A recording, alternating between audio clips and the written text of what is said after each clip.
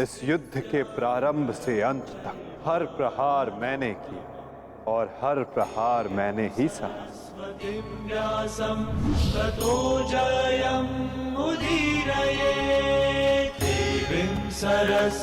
धर्म स्थापना के लिए धनुष गदा खड़ग ये सब मैंने ही उठाए और इन सारे अस्त्रों का हर एक प्रहार मैंने ही सहा।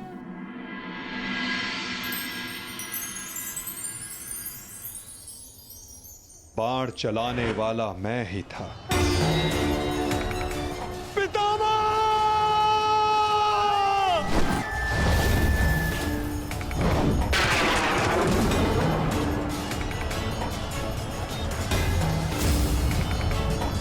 और उस बाण को अपने शरीर पर लेने वाला भी मैं ही था।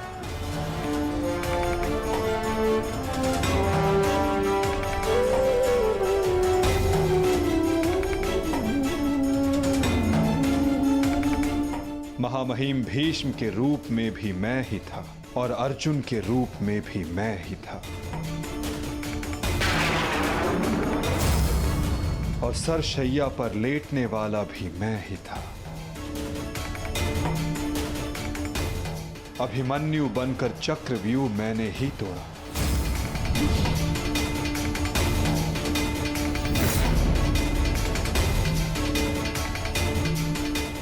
वापस आओ अभिमन्यु, लौट आओ, व्यूह में प्रवेश मत करो। विश्वास कीजिए दात्री, मैं इस चक्रव्यूह को तोड़ सकता और यदि मेरा सर कट भी जाए तब भी आपका सर गर्व से उठा रहेगा। और उस दिन मुझे ही घेर कर मारा गया।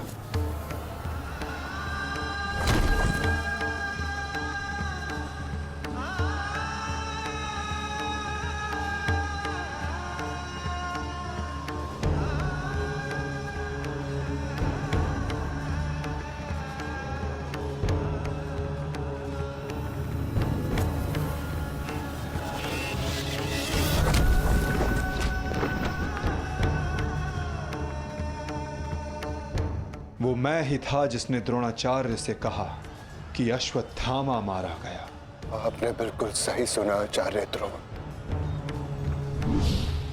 अश्वत्थामा मारा गया। द्रोणाचार्य के रूप में अस्त्र त्यागने वाला भी मैं ही था।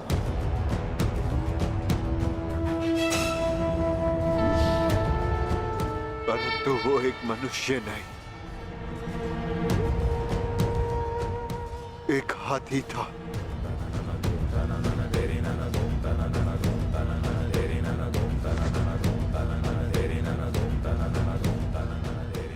अश्वत्थामा! और धृष्टद्युम्न बनकर मैंने ही स्वयं पर प्रहार किया।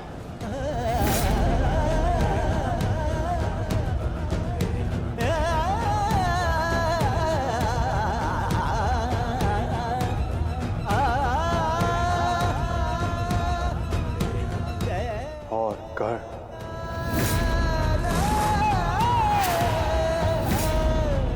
कर्ण के रूप में मैंने ही अपना कवच अपने शरीर से अलग किया।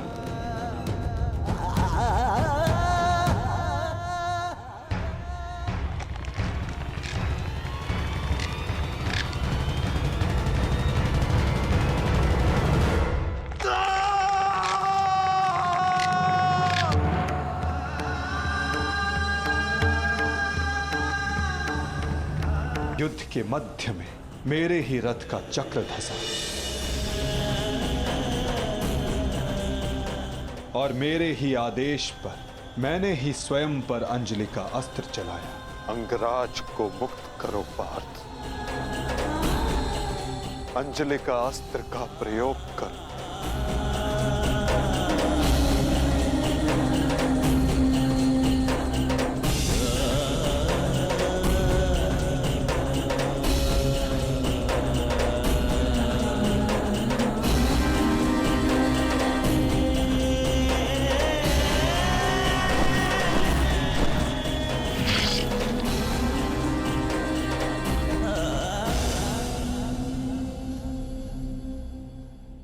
दुर्योधन के रूप में मेरी ही जंघा पर प्रहार करके मेरा ही अंत किया गया।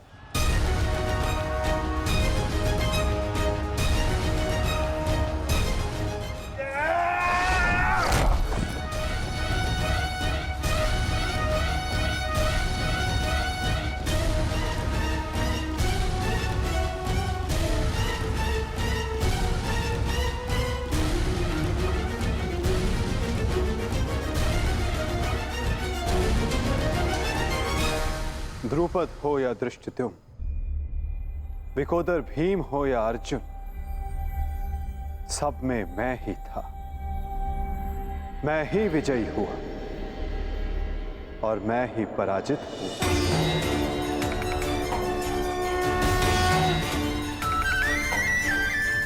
सबसे अधिक प्रहार मैंने की,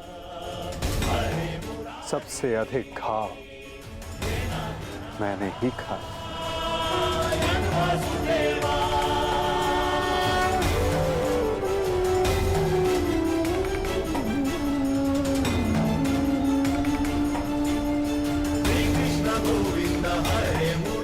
18 दिनों के इस महासंहार, हर बार मृत्यु मेरी ही हुई। गिरता था जो घायल होकर रणभूमि में, वो मैं ही था। अश्वत्थामा के अंगों से रक्त पीप श्वेत बनकर मैं ही युग युगांतर तक भटकूंगा।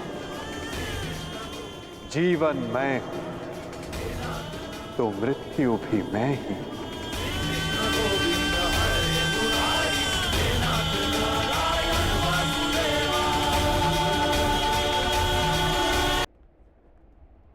श्राप तुम्हारा स्वीकार है माते।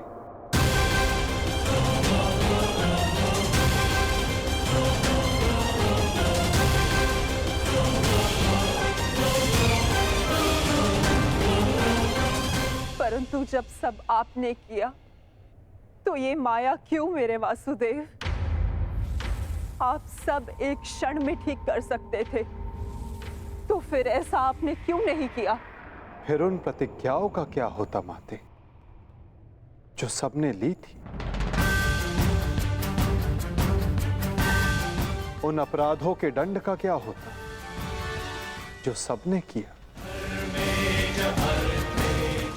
उन कष्टों का पुरस्कार क्या होता, जो धर्म ने सहे?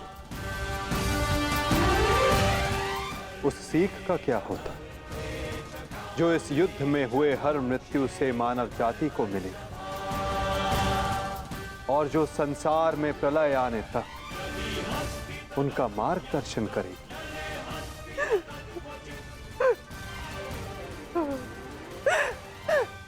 मुझे क्षमा कर दीजिए वासुदेव। मेरा श्राप वापस नहीं लिया जा सकता, परंतु क्षमा अवश्य मांगी जा सकती है वासुदेव। अपने पुत्र मोह में खोकर मैं उचित और अनुचित का भेद भूल गई थी।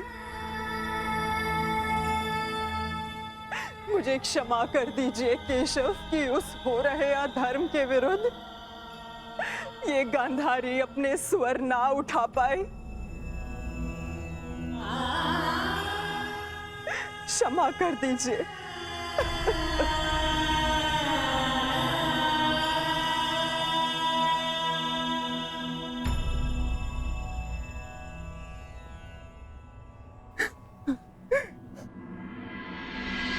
नहीं माते, किसी का अंत किसी के श्राप से नहीं होता। यदि किसी का अंत होता है तो स्वयं के पापों से। यदि यदुवंश का अंत होगा तो आपके श्राप से नहीं माते, अपितु स्वयं के पाप कर्मों से।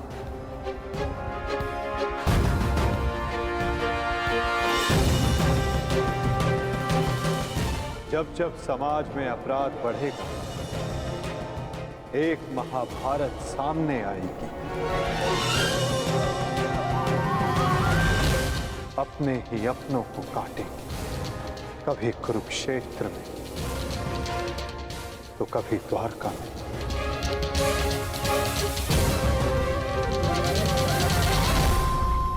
माते,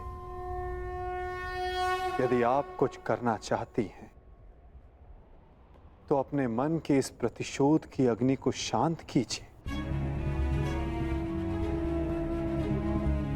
और पांडवों को आशीष दीजिए।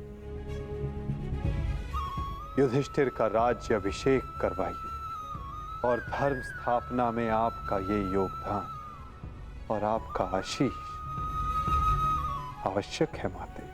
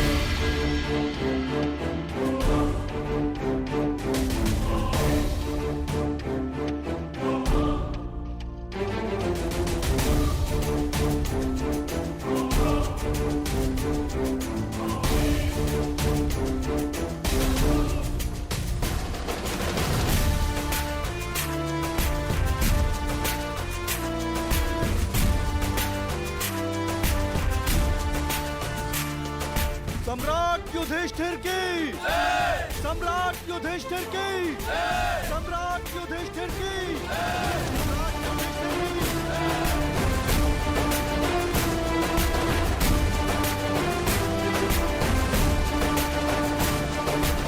धर्मराज, केवल एक ही वीर था जो परिवर्तन के लिए अंतिम श्वास तक लड़ा। महारथी सूर्य पुत्र कर्ण।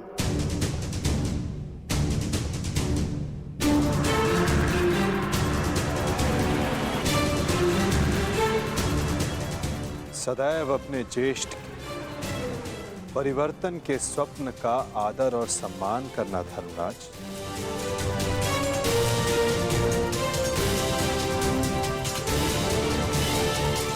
सम्राट पद पर स्थापना के पश्चात मैं पहली घोषणा करता हूं, हस्तिनापुर में अब जन्म आधारित व्यवस्था का अंत किया जाता है। वर्ण व्यवस्था रहेगी, परंतु वो कर्म के आधार पर आधारित होगी।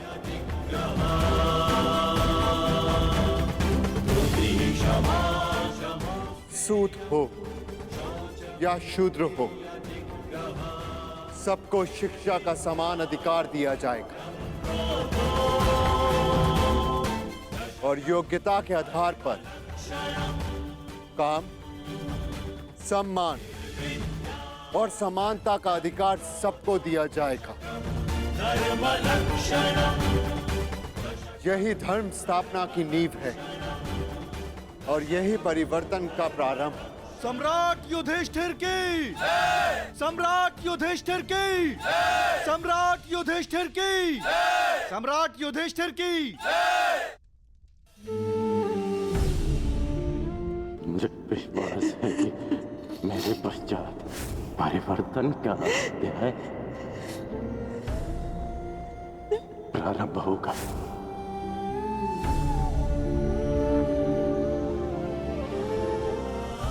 देख रहे हो राधे,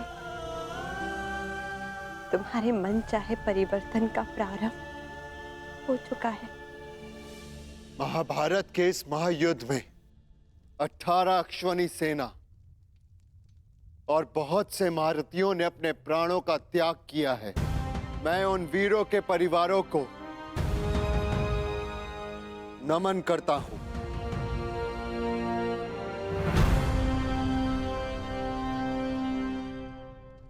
मैं सम्राट युधिष्ठिर ये आदेश देता हूं, युद्ध में सम्मिलित प्रत्येक सैनिक के परिवार को आर्थिक सहायता दी जाएगी।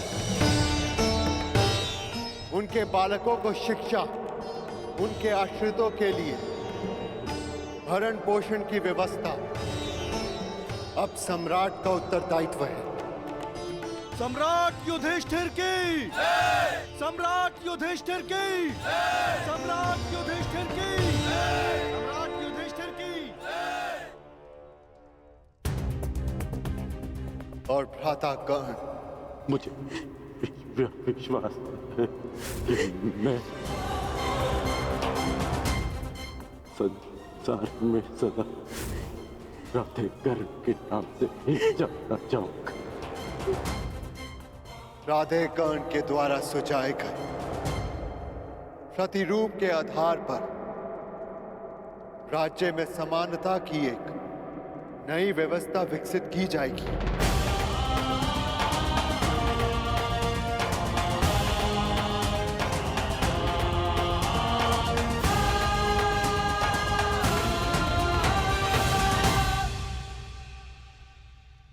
युधिष्ठिर और अन्य पांडवों ने अपने ज्येष्ठ कर्ण के दिखाए परिवर्तन के मार्ग पर चलते हुए एक धर्म राज्य का निर्माण किया।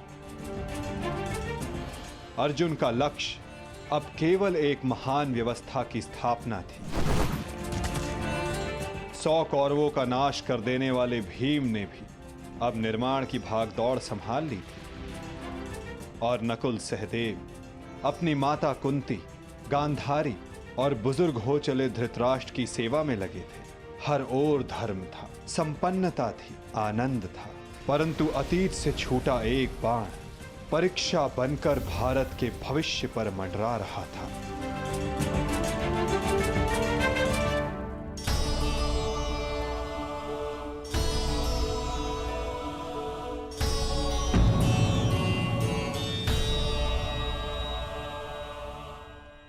आप सबसे ज्येष्ठ हैं भ्राताश्री। इस स्थान पर आपका अधिकार है, परंतु फिर भी आप ये स्थान रिक्त क्यों रखते हैं?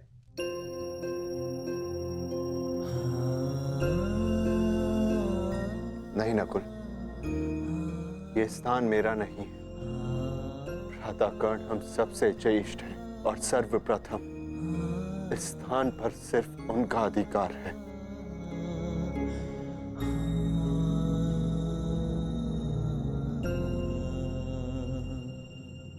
साम्राज्ञी, क्या हुआ दासी? इतनी व्यग्र क्यों हो? युवरानी उत्तरा को प्रसव पीड़ा होना आरंभ हो चुका है।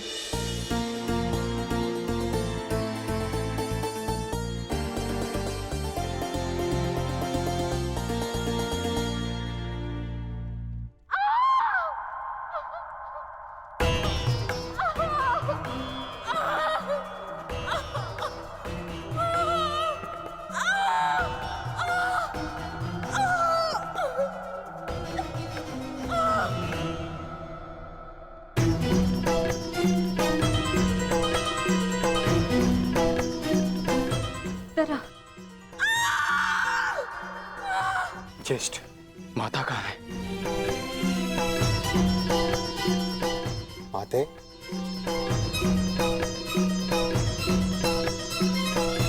माता, माता वो उत्तरा। हम भीतर जाकर देखते हैं। जी जी।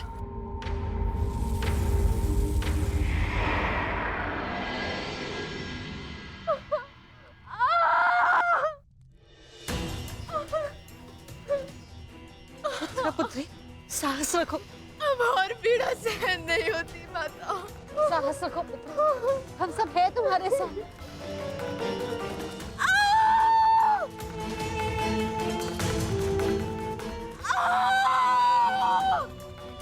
माता, प्रसव पीड़ा तो सबको होती है, परंतु उत्तरा के लक्षण गंभीर हैं।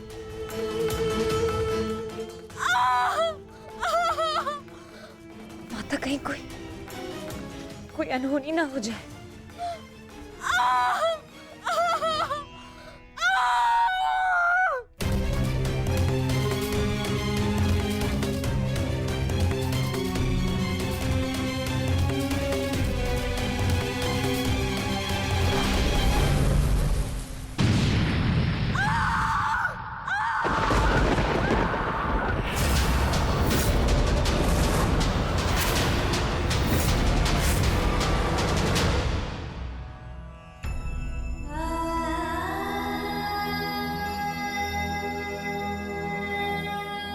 ये क्या अनर्थ हो गया?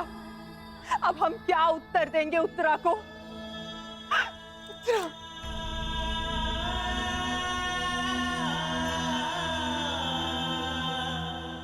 क्या अनर्थ कर दिया अश्वत्थामा ने। एक ब्राह्मण होने के पश्चात प्रतिशोध की अग्नि में वो इतना अंधा हो गया। एक शिशु पर ब्रह्मास्त्र चलाने से पूर्व उसे तनिक भी दया नहीं आई।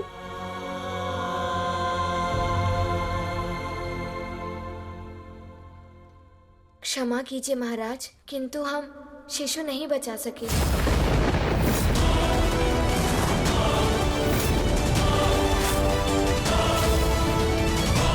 क्या अनर्थ हो गया? ये सब मेरे कर्मों का फल है। हे नारायण, उस बालक की सहायता करिए।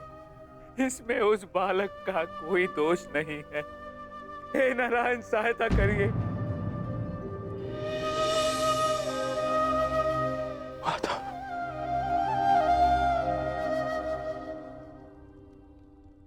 माधव, कुछ कीजिए माधव, कुछ कीजिए। मैं आपसे विनती करता हूँ, हमारे वंश के अंतिम बीज की रक्षा कीजिए, अन्यथा हमारा वंश समाप्त हो जाएगा।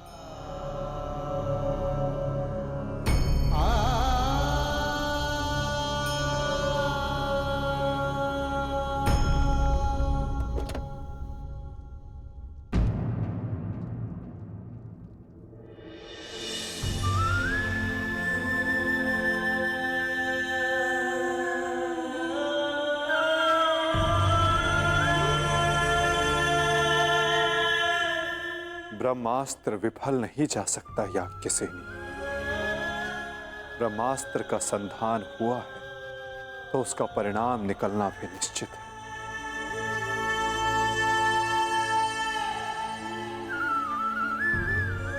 क्या यही धर्म स्थापना है माधव? इस अजन्मे शिशु का क्या दोष जो इसे भी अधर्म का मूल्य अपने प्राण देकर चुकाना पड़ा?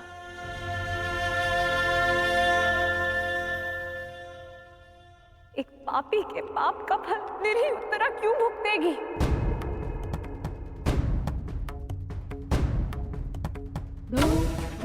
माधव, वो तो इस युद्ध में सम्मिलित भी नहीं थी, परंतु इस युद्ध में उसने अपना सब कुछ खो दिया। अपने पिता, अपना भाई, अपना पति और अब अपना पुत्र।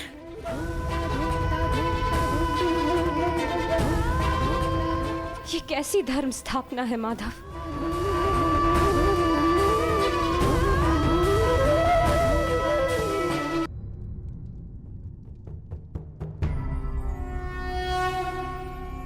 यदा यदा हि धर्मस्य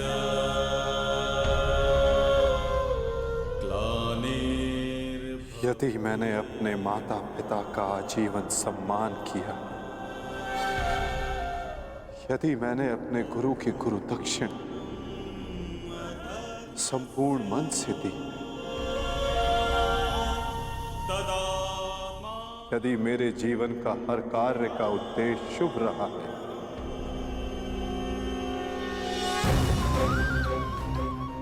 यदि मैंने धर्म स्थापना के लिए संपूर्ण प्रयास किया है,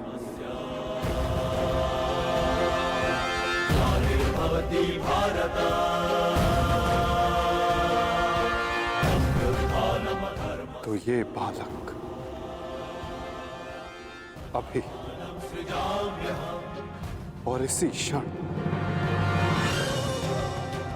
श्वास ले।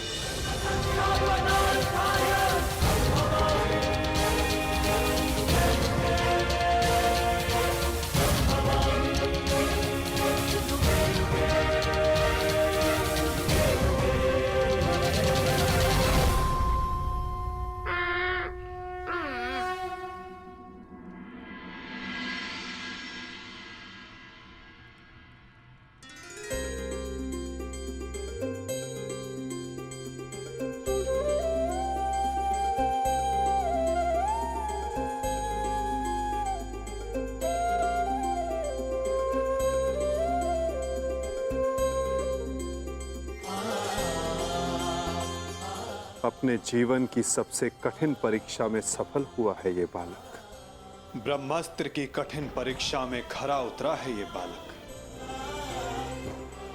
जो धर्म स्थापना का मुख बनेगा।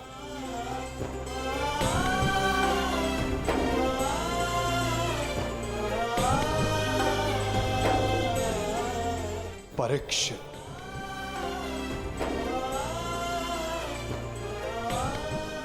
हाँ याज्ञसेनी, इस बालक का नाम परीक्षित होगा। वृषाली! वृषाली! वृषाली, वृषाली, पुत्र वृषाली।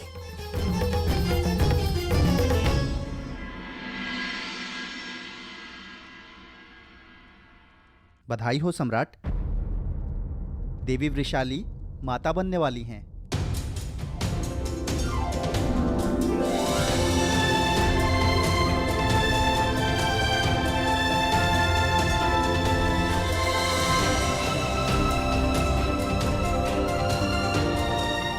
प्रभु को कोटि कोटि धन्यवाद।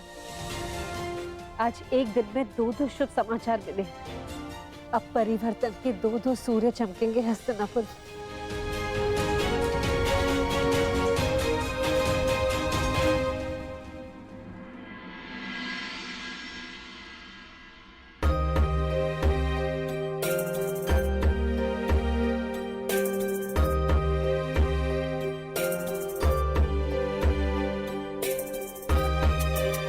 परिवर्तन का नया युग प्रारंभ हुआ है वृषाली। प्रसन्न हो जा कि सूर्य पुत्र को तर्पण देने वाला इस संसार में आने वाला है।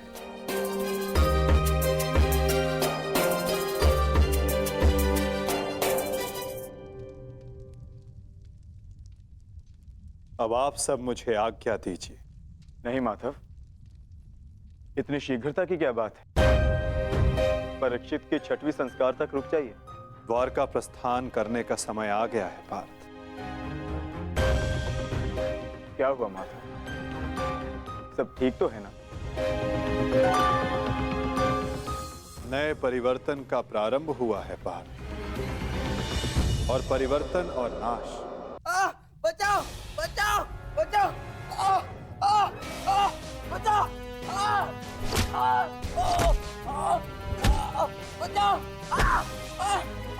मैं तेरा अंत कर दूंगा। जानता है मैं कौन हूं? मैं हूं इस द्वारिका का भविष्य। सांब!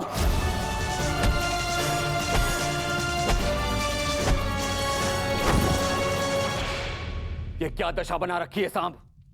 दिन प्रतिदिन तुम्हारा व्यवहार अशुभनीय होता जा रहा है। संभालो स्वयं को। ताऊ श्री मुझे समझाने से पूर्व अपने छलिया भ्राता को समझाइए, जिसने बिना अस्त्र शस्त्र उठाए मेरे ससुर के कुल का नाश कर दिया।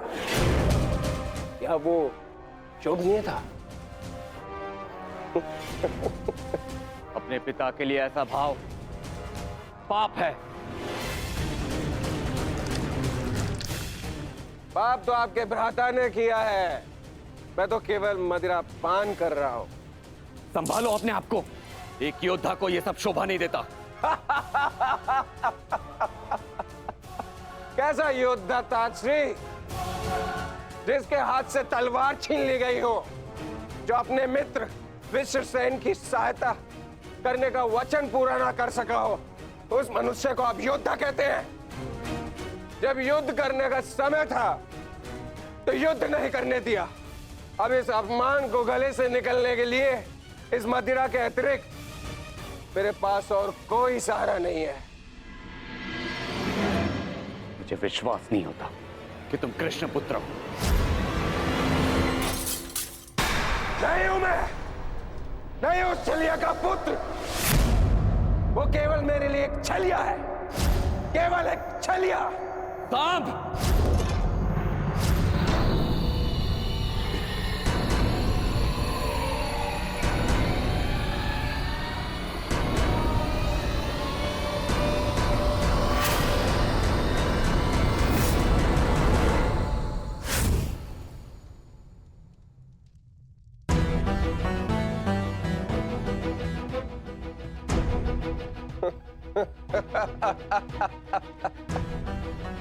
आइए आइए आइए द्वारिकाधीश, आइए। स्वागत है आपका, स्वागत है। लौट आए आप। करा इस आर्यव्रत के सभी महारथियों का अंत। कराए धर्म स्थापना के नाम पर अपना पलड़ा भारी। अब अरे अच्छी, आप देख क्या रहे? स्वागत नहीं करेंगे इनका? इतना महान कार्य पूर्ण करने के पश्चात आज लौटे हैं। आज तो राजभवन में उत्सव होना चाहिए। पांचाल, काशी, मगध, छेदी, सभी महाजनपदों के महान शासकों का अंत करवा डाला, सिर्फ धर्म स्थापना के नाम पर। अब क्या बचा पूरे भारतवर्ष में? पूरे भारतवर्ष में सिर्फ दो महान राज्य। पहला द्वारिका, दूसरा हस्तिनापुर। और हस्तिनापुर का महान शासक धर्मराज युधिष्ठिर पहले से ही अपने चारों भाइयों के साथ इनके तलवे चाटता है।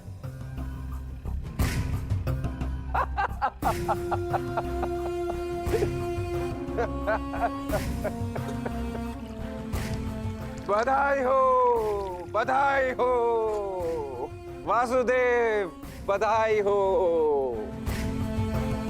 आप अपने उद्देश्य में सफल हुए, जीत गया द्वारिका महाभारत। परंतु आपने भी मूल्य कुछ कम नहीं चुकाया। हमारी 7 औक्षणी सेना का अंत करवा दिया। क्या मिला आपको हमारे वीर सैनिकों का अंत करवा कर? क्यों किया आपने?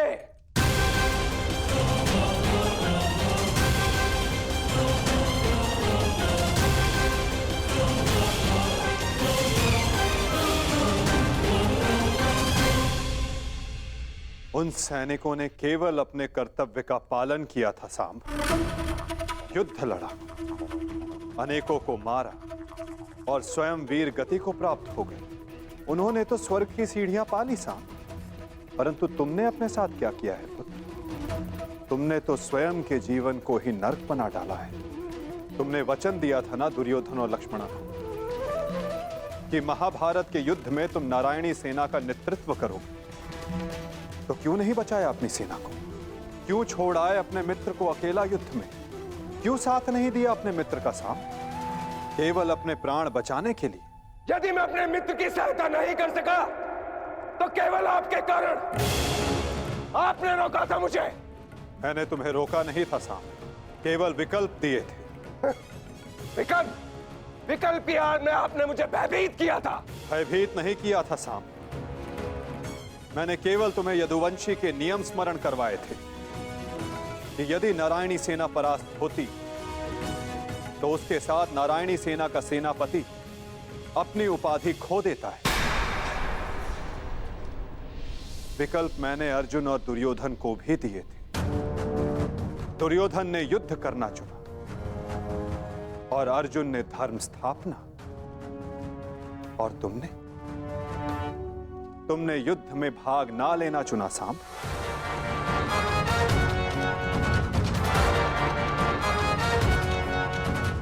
कदाचित यदि तुमने अपने मित्र वीर ऋषसेन को उस युद्ध में प्रदर्शन करते देखा होता, तब तुम्हें ज्ञात होता कि वीरता की वास्तविक परिभाषा क्या होती है साहब। यदि तुमने अपने प्राण उस युद्ध में गवा दिए होते तो आज मेरा सर गर्व से ऊंचा होता, किंतु नहीं। तुम तो मदिरा के मद में स्वयं के जीवन को धीरे धीरे करके मार रहे हो। लज्जा आती है तुम पर साम,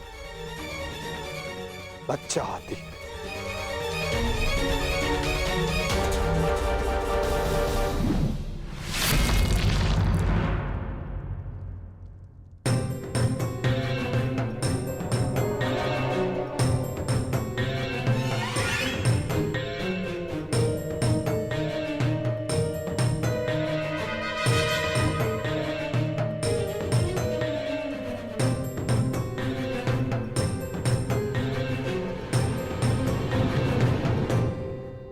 प्रणिपात पिताश्री।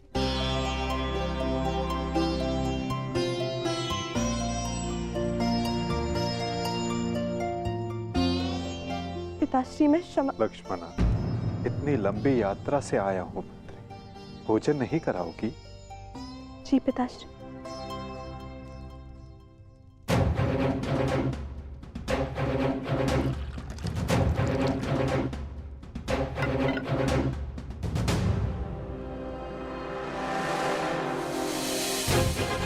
तुमने वचन दिया था ना दुर्योधन और लक्ष्मणा को कि महाभारत के युद्ध में तुम नारायणी सेना का नेतृत्व करोगे। क्यों छोड़ आए अपने मित्र को अकेला युद्ध में? क्यों साथ नहीं दिया अपने मित्र का साम? केवल अपने प्राण बचाने के लिए। यदि तुमने अपने प्राण उस युद्ध में गवा दिए होते तो आज मेरा सर गर्व से ऊंचा होता। लज्जा आती है तुम पर साम, लज्जा आती है। अपने क्रोध को शांत करो साम। कैसे करूं मैं खुद को शांत? पिता होकर सदैव मेरा मस्तक दूसरों के सामने झुकाता है, और आज भी तो यही किया उन्होंने। लाओ, मुझे दो मित्र।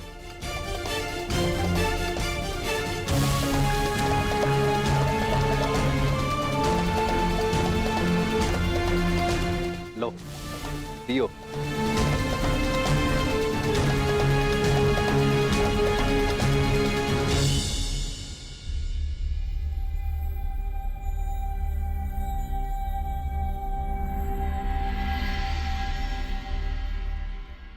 भोजन आराम कीजिए पिताश्री।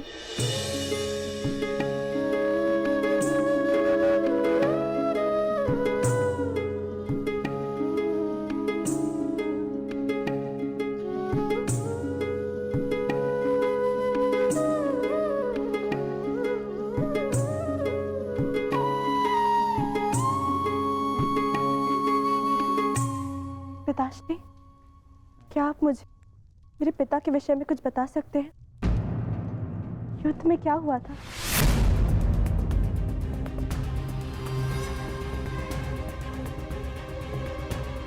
निसंदेह तुम्हारे पिता एक वीर और कुशल योद्धा थे पुत्री, और उन्होंने युद्ध में अलौकिक साहस दिखाया।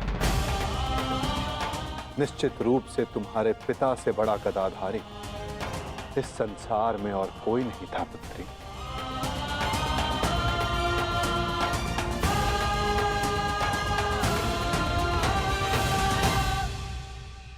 यदि ये सत्य है तो उन्हें ये संसार छोड़ के क्यों जाना पड़ा पिताश्री? हमारे कर्म और हमारे चयन हमारी नियति निर्धारित करते हैं। कुछ भावों में और कुछ वस्तुओं में अधर्म का वास होता है।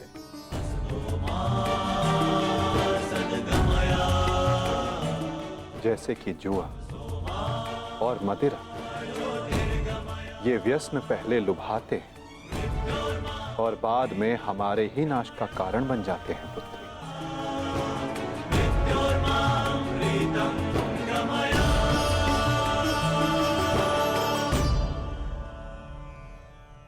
लो मित्र, पियो।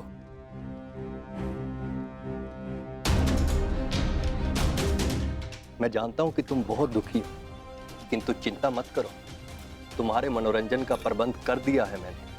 कैसा मनोरंजन?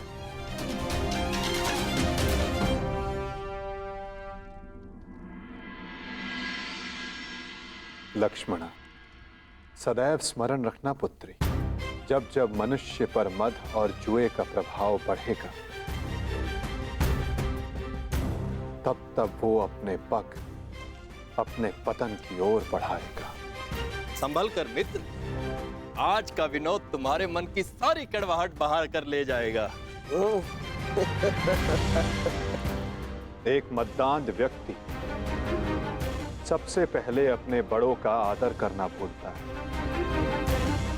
उनका अपमान करता है, उनका उपहास बनाता है और उसके पश्चात वहीं से उसका अंत प्रारंभ हो जाता है।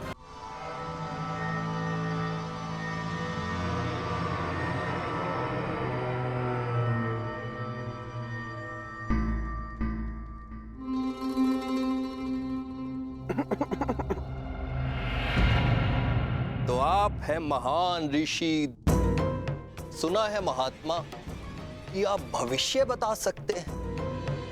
बड़ी प्रशंसा सुनी है आपकी। क्या जानना चाहते हो?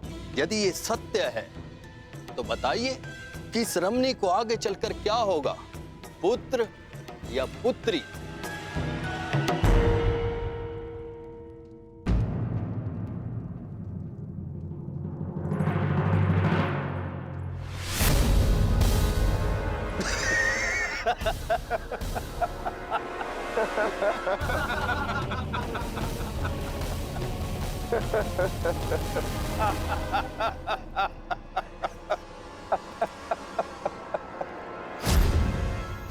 और समय बताना मत भूलिएगा महाराज। यदि आपकी भविष्यवाणी सत्य नहीं हुई तो आप अपनी बाकी की तपस्या हमारी बंदी गृह में पूर्ण करेंगे।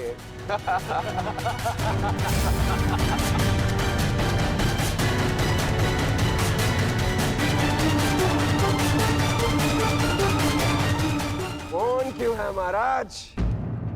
बताइए, मेरी कोख से क्या जन्म लेगा? मदिरा के मद ने तुम्हारे भीतर के मानव को सुला दिया है मूर्ख। अब तुम केवल उस मूसल की भांति हो जिसमें कोई भावना नहीं होती।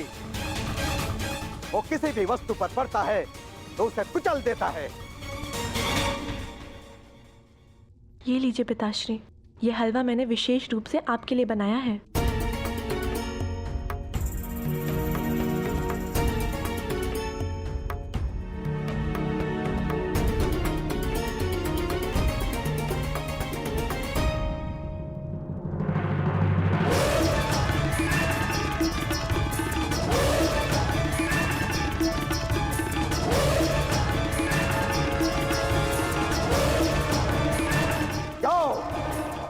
ठीक एक सप्ताह के पश्चात तुम्हारे पेट से मूसल ही उत्पन्न होगा जो तुम्हारे वंश के विनाश का कारण बनेगा।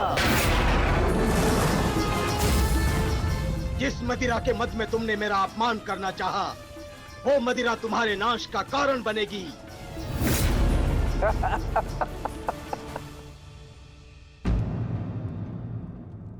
क्या हुआ पिताश्री? आप रुक क्यों गए? क्योंकि जिसे रुकना चाहिए था वो नहीं रुका। लगता है तुम्हें हमारे बंदी गृह के दर्शन करने की उत्सुकता कुछ अधिक है, इसलिए तुमने हमारा अपमान करने का दुस्साहस किया। पहले वासुदेव और अभी तुम। मैं तुम्हें जीवित नहीं छोड़ूंगा।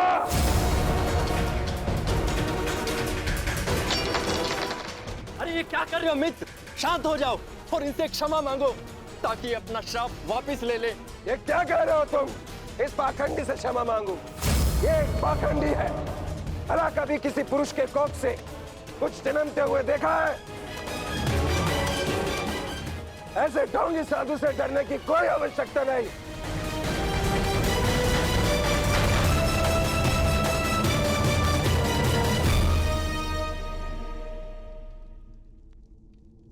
जो अब तक नहीं हुआ साम, वो अब होगा। साधुओं का श्राप व्यर्थ नहीं जाता।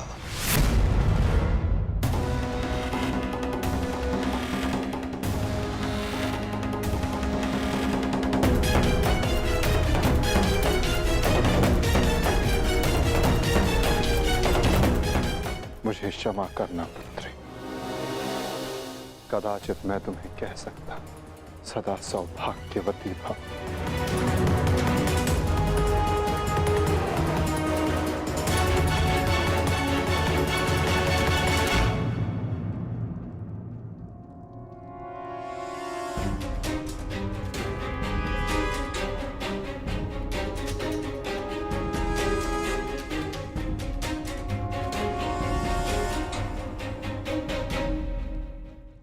एक साधु का उपहास उड़ाना और उन पर प्रहार करने का प्रयास करना क्षमा के योग्य नहीं है सांब। आपने तो सृष्टि के सभी महारथियों और अनेकों सैनिकों का वध करवाया। क्या वो क्षमा के योग्य है?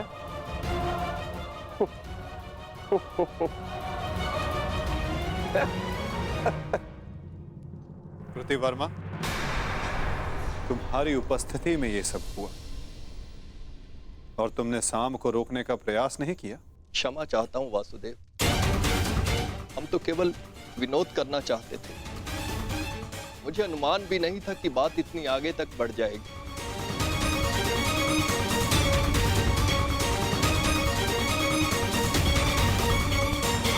कितना समय? 7 दिन।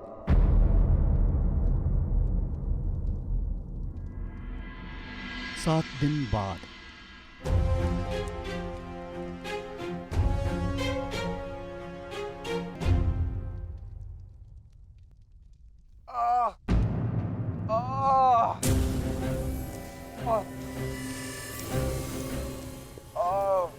सहायता करो मित्र, मेरी सहायता करो।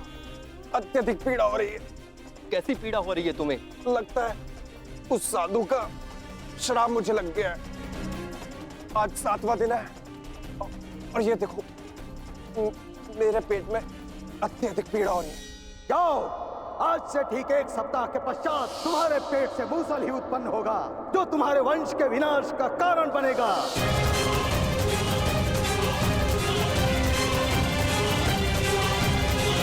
लगता है उस साधु का श्राप मुझे लग गया है।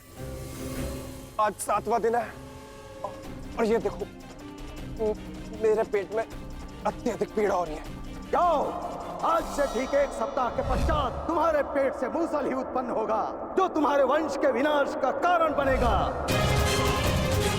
इस पीड़ा से मुझे मुक्त करो मित्र, मुक्त करो।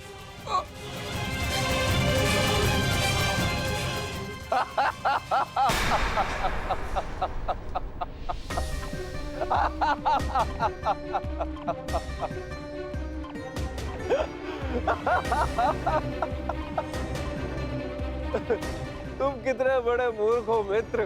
कुछ नहीं हुआ है मुझे, सही हूं मैं। कहा था ना मैं, वो साधु एकदम पाखंडी है।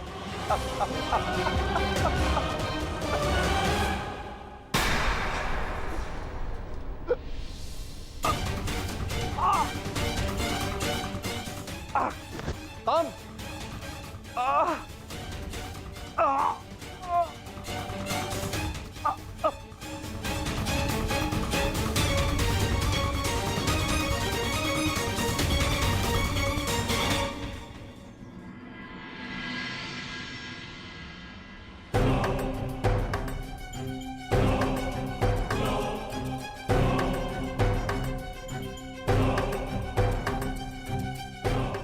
बड़ी विचित्र घटना घटी है वासुदेव। कुमार साम के शल्य चिकित्सा के पश्चात उनके पेट से ये मूसल निकला है।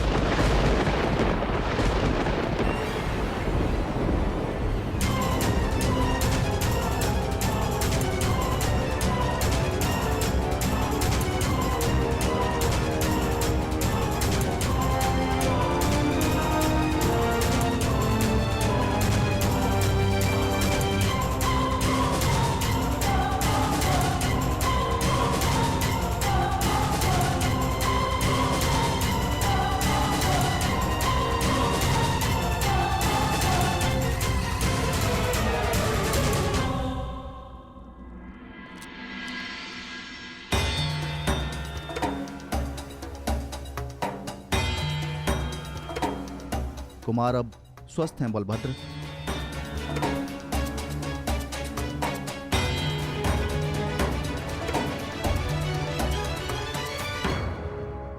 देख लिया, ये उस श्राप का नहीं, ये तुम्हारे अहंकार और तुम्हारे मदिरापान का फल है। ये श्राप तो केवल एक निमित्ता है।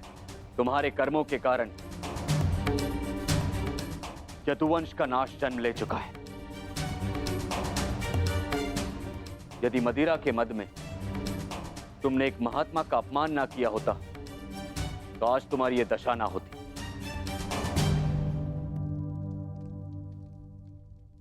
अब कुछ नहीं हो सकता दाऊ। मनुष्य को अपने कर्मों का फल मिलता ही है, परंतु एक के कर्मों का फल पूरा वंश भुगते, ये नीति नहीं है। यदि अनाज के पौधों के बीज में घुन लग जाए तो वो सारी फसल नष्ट कर देते हैं दाऊ। नहीं कान्हा, मैं सांब की मूर्खता का फल समस्त द्वारका को नहीं भुगतने दूंगा।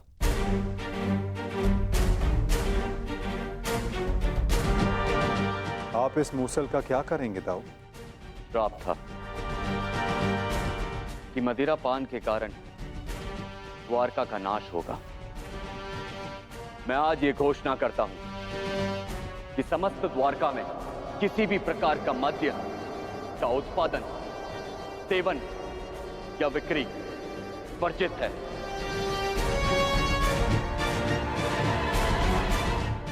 और रही बात इस मूसल की,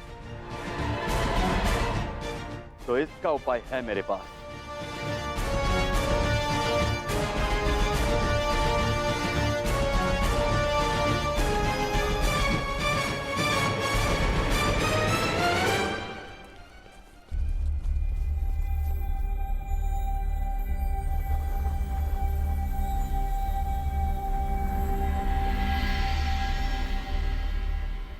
आपके आदेशानुसार मूसल की भस्म बना दी गई है बालभद्र।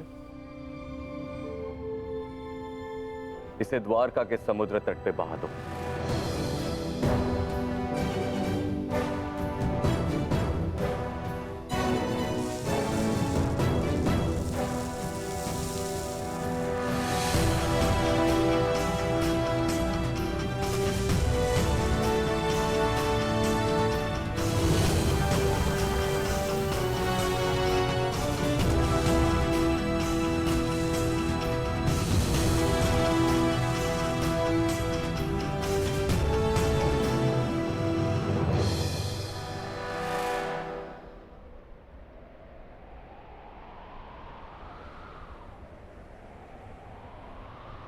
दाऊ, हमारे कर्म ही हमारी नियति निर्धारित करते हैं, केवल सांब के कर्म ही नहीं। कुछ श्राप हैं। मैं तुम्हें श्राप देती हूँ कि जिस प्रकार तुमने मेरे कुल का अंत किया है, उसी प्रकार तुम्हारे कुल का अंत भी होगा। और कुछ पाप भी जो द्वारिका की नियति बनाएंगे। चक्रवात से घर के धराशायी होने का भय हमेशा रहता है कृष्णा। इसका अर्थ ये नहीं कि मनुष्य अपने घर की नींव सुदृढ़ ना करे।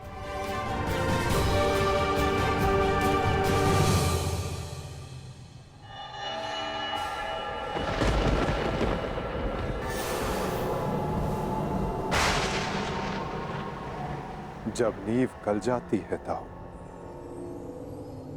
तो भवन का धराशायी हो जाना निश्चित होता है। द्वारका का अंत समीप है।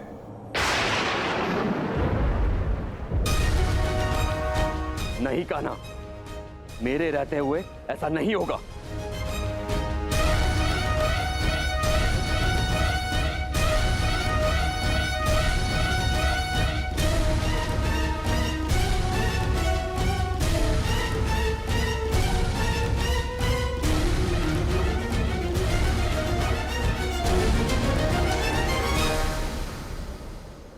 समय किसी की नहीं सुनता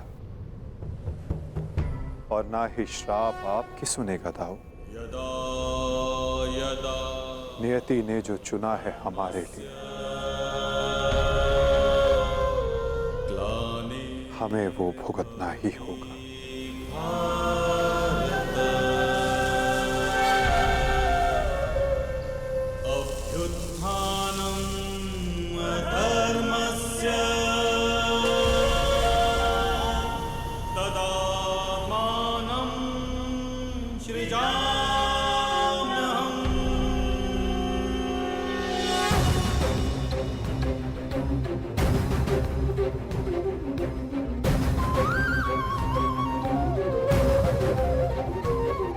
हर एक सरकंडे में एक आहुति छिपी है दाऊ।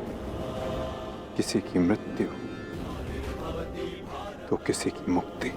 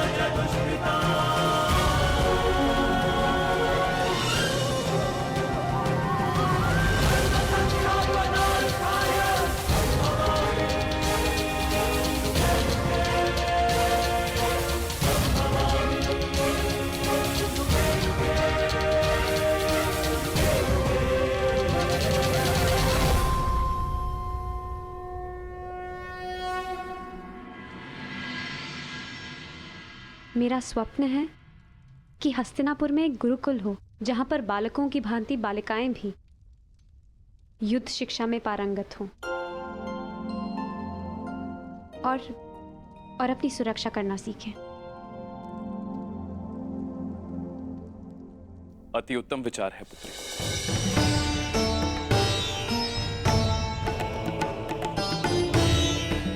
प्रणिपात, प्रणिपात, प्रणिपात।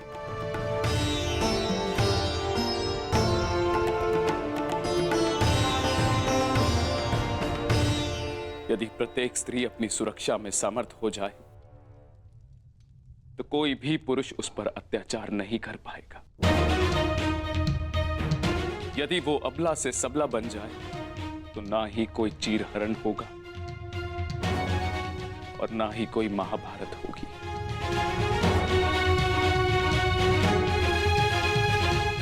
ज्येष्ठ पिताश्री, आपने स्मरण किया? हाँ पुत्र, एक महत्वपूर्ण निर्णय लिया है जो मैं तुम्हें बताना चाहता था।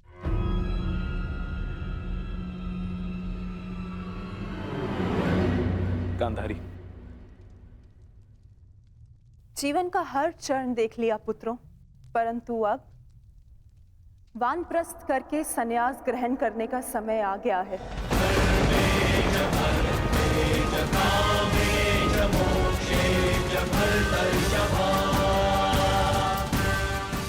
हाँ पुत्र, युधिष्ठिर जीजी और मुझे विदा लेने की आज्ञा दे।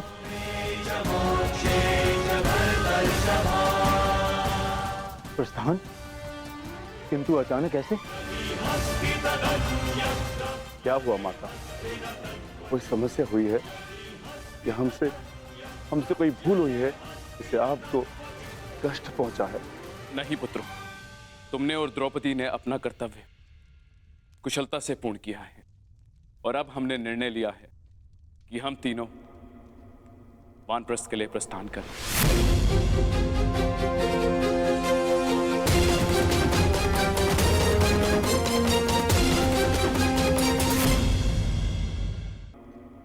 वानप्रस्थ के लिए प्रस्थान करें।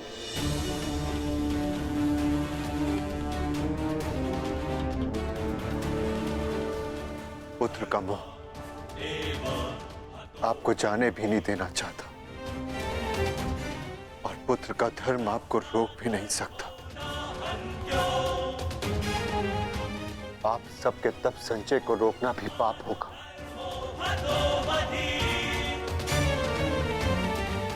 आदेश दीजिए ज्येष्ठ पिताश्री।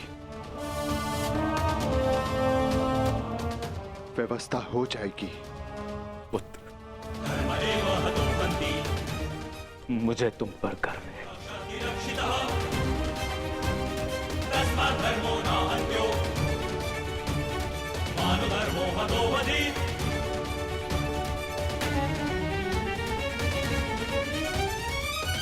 परंतु हम आपको ऐसे नहीं जाने दे सकते। आप सभी के साथ हमें भी एक उत्सव मनाने का सौभाग्य तो मिलना चाहिए ना। ठीक है, जैसा तुम सबको ठीक लगे पुत्रों। तो ठीक है, तो मैं इस उत्सव की तैयारियां प्रारंभ करती हूँ और सभी परिजनों को निमंत्रण भिजवाती हूँ। सर्वप्रथम माधव को।